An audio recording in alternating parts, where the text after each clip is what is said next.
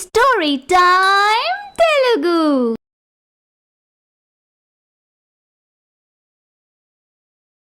అందరికీ నమస్కారం. ఈరోజు మనం తెలుసుకోబోతున్న స్టోరీ అక్కా చెల్లి పార్ట్ 3. ఇంటికొచ్చిన స్రవంతి ఈ విషయం ఇంట్లో చెప్తే అమ్మా నాన్న భయపడిపోతారని, చెల్లెలు ఇంకా హేళన చేస్తుందని చెప్పకుండా ఉంటుంది. మరుసటి రోజు కాలేజీకి రెడీ అయ్యి హాల్లో కూర్చుని ఉంటుంది. స్నేహ లోపల రెడీ అవుతూ ఉంటుంది. రెడీ అయి కూర్చున్నాయేమిటే, కాలేజీకి పోకుండా? ఊరికి నేలమ్మా, బస్ లేటుగా వస్తుందిలే. ఈ మధ్య అక్కడికి పోయి ఏం నుంచుంటాంలే అని ఇక్కడే కాసేపు కూర్చుని వెళతాను.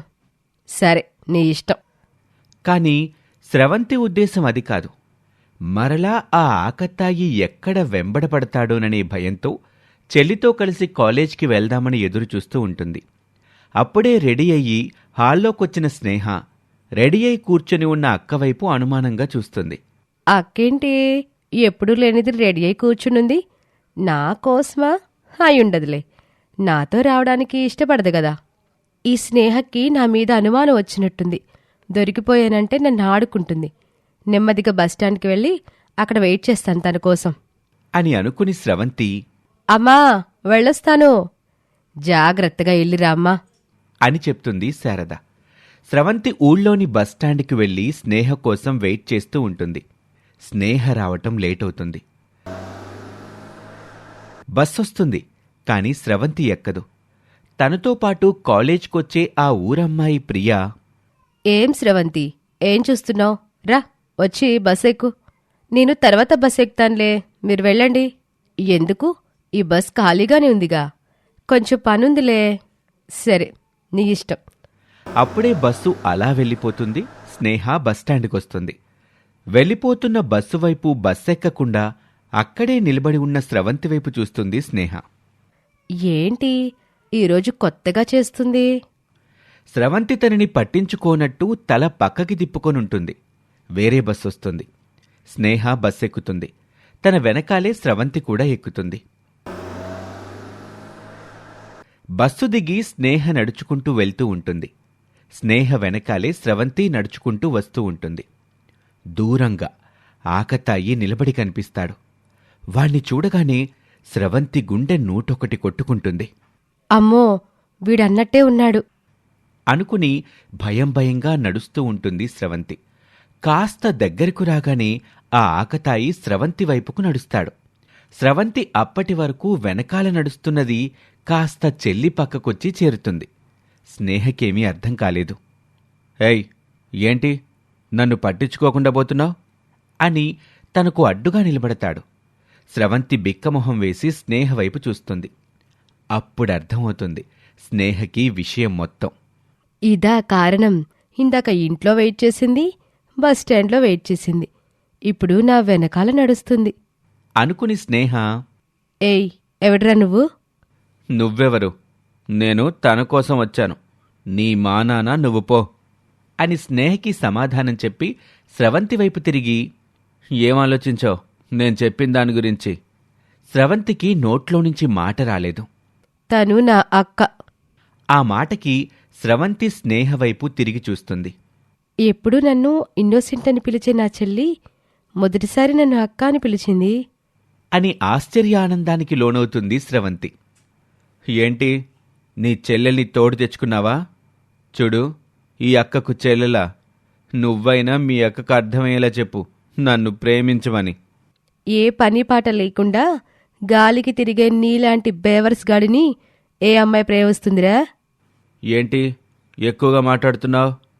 రోడ్ల మీద ఆడపిల్లల వెంటపడి ఏడిపించడానికి సిగ్గుగా లేదు? చూడు, నా గురించి నీకు తెలీదు. నీక్కూడా నా గురించి తెలీదురా.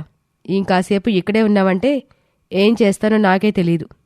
ఏం చేస్తావు, ఏం చేస్తావు అని తన మీద మీదకు వెళ్ళబోతాడు.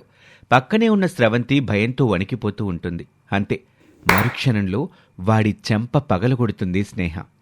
బిత్తరపోతాడు ఆ ఆకతాయి. షాక్ అవుతుంది స్రవంతి కూడా చెల్లెలి ధైర్యానికి. నన్నే కొడతావా? స్నేహ వాడి రెండో చెంప కూడా పగలగొడుతుంది. అంతే, వాడిలోని ధైర్యం కాస్త సన్నగిలిపోయి నెమ్మదిగా భయం వచ్చి చేరుతుంది. అమ్మో, ఇది నాకన్నా పెద్ద రౌడీలాగా ఉంది. దీంతో మనకెందుకులే, సైడ్ అయిపోవడం మంచిది అని నెమ్మదిగా పక్కకు జారుకుంటూ ఉంటాడు. స్రవంతిలో అప్పటి వరకు ఉన్న భయం పోయి ధైర్యం వచ్చి చేరుతుంది.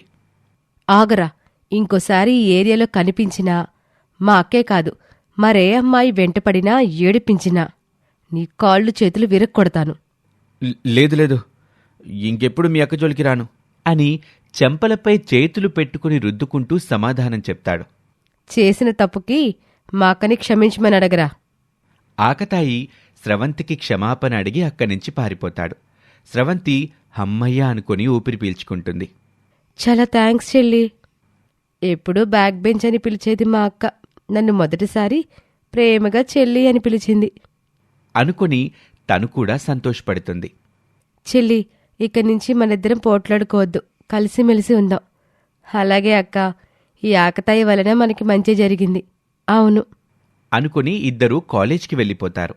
లంచ్ టైంలో కూడా ఇద్దరూ పక్కపక్కనే కూర్చొని భోజనం చేసి మాట్లాడుకుంటూ ఉంటారు. ఇదంతా గమనిస్తున్న స్రవంతి ఫ్రెండ్ అయిన పల్లవి, ఏంటి స్రవంతి, ఇన్నాళ్ళు లేనిది ఈరోజేంటి అక్కా చెల్లెలిద్దరూ ఇంత ప్రేమగా మాట్లాడుకుంటున్నారు? ఇన్నాళ్ళు మేము మిస్ అయిందేమిటో అర్థమైంది. మాకు ఊహ తెలిసినప్పటినుంచి ఇద్దరం పోట్లాడుకుంటూనే ఉన్నాం. ఏ రోజు అక్కా చెల్లెలాగా ఇలా ప్రేమగా ఉన్నది లేదు. అందుకే ఇక నుండైనా కలిసిమెలిసి ఉండాలని నిర్ణయించుకున్నాం అని ఆ రోజు నుంచి ఇద్దరూ కాలేజ్కి కలిసి వెళ్లి వస్తూ ఉంటారు. ఒకరి పట్ల మరొకరు చాలా ప్రేమగా ఉంటూ ఉంటారు.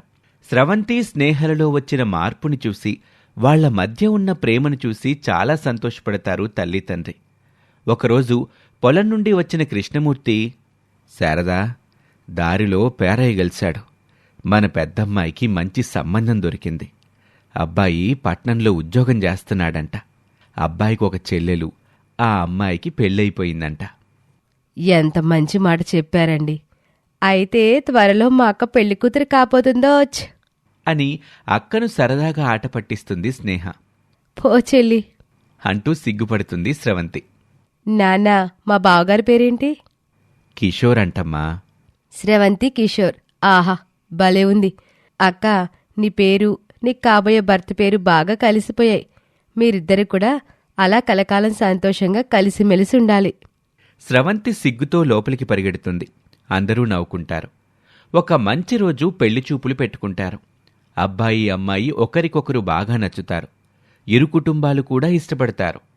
ఎండాకాలం స్రవంతి చదువు కూడా అయిపోతుందని అప్పుడే పెళ్లి ముహూర్తం ఖరారు చేసుకుంటారు.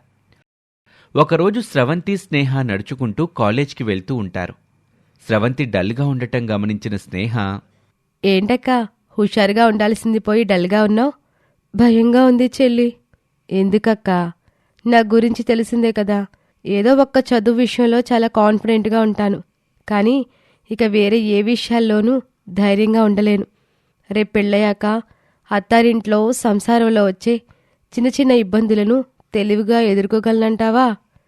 అయ్యో అక్క, ఇందుకా భయపడిపోతున్నావు? నువ్వనుకున్నట్టేముండదు, అంతా నీకు అనుకూలంగానే ఉంటుంది. అంతేనంటావా? అంతే. అలా కాకుండా ఒకవేళ నీకేదైనా సమస్య వచ్చిందనుకో నాకు చెప్పు, నేను చెప్తాను కదా సొల్యూషన్. నేనున్నాను కదక్క నీకు సపోర్టు. ధైర్యంగా ఉండు. ఇప్పుడు నాకు కాస్త ధైర్యంగా ఉంది చెల్లి అని చెప్పి కాసేపటికి మళ్లీ డీలా పడిపోతుంది. మళ్ళీ ఏమైందక్కా? ఇన్నాళ్ళు మనం పోట్లాడుకున్నాం, ఇప్పుడే ప్రేమగా ఉంటున్నాం. అది కొద్ది రోజులు కూడా గడవకముందే నేను పెళ్లి చేసుకుని వెళ్ళిపోతున్నాను. నిన్ను చాలా మిస్ అవుతాను చెల్లి.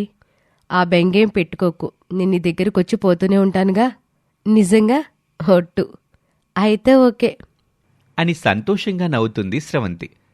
ఇక ఆ తర్వాత ఏం జరిగిందో వచ్చే భాగంలో చూద్దాం.